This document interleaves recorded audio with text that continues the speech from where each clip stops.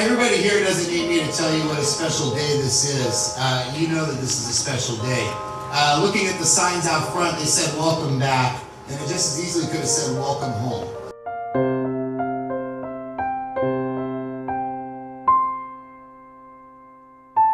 Yeah, it's a beautiful park with the creek and an absolutely new Shannon Community Center. And there was an old, forgotten kind of fountain with the retaining walls.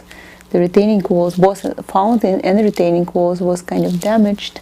It was ugly. It was all dirty and like, it looked forgotten, basically. Like it was just, plus there was a fence around it. So it was just empty, this dirty old fountain.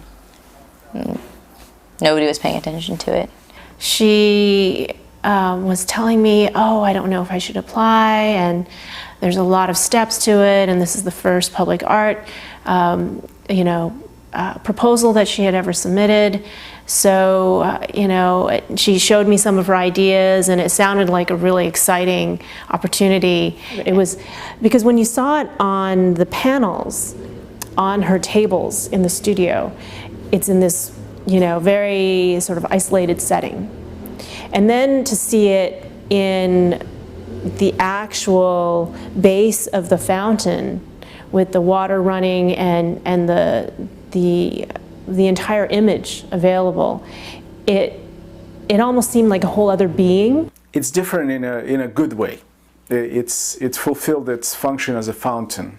She always wanted to, make something like a beautiful piece of art that could stay somewhere and, not influence, but inspire people.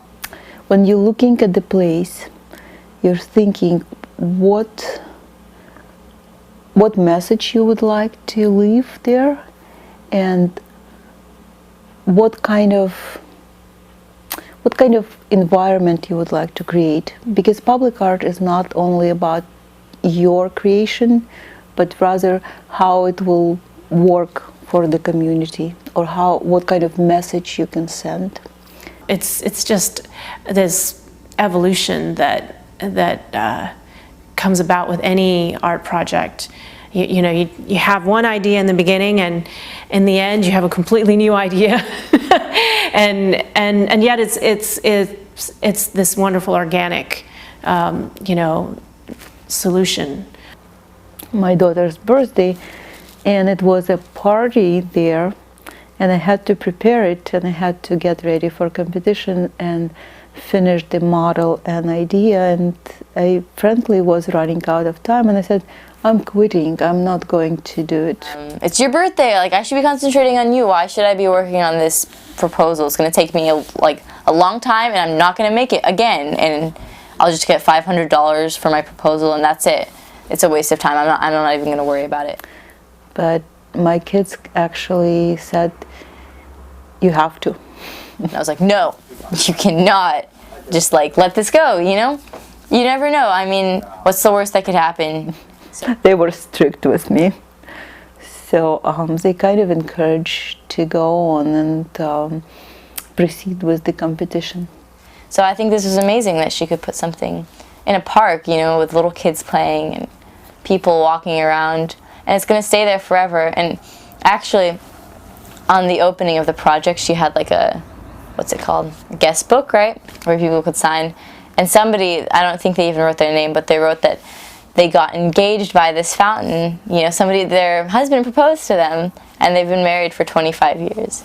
And so, wow, she felt really good about, making something beautiful where people get engaged. I just thought it was wonderful because all these people who'd never heard of Margarita before, who lived in that neighborhood, got to experience her fountain. Back in Russia, they were, it's kind of legend about swans, that swans living as a couple their entire life. And if one of them dies or gets shot, the other one circles and sort of flies around the circle until it's committed suicide or something like that. So they really dedicated to each other. Somehow, I don't know, it's hard to believe that birds can actually have this commitment. Mosaics are very community projects. Historically, it's community-made piece of art, and I would like to emphasize that in my work, that we kind of, for me, mosaics represent how one little piece could be important for much larger picture. We all little pieces, which makes huge difference in the big picture.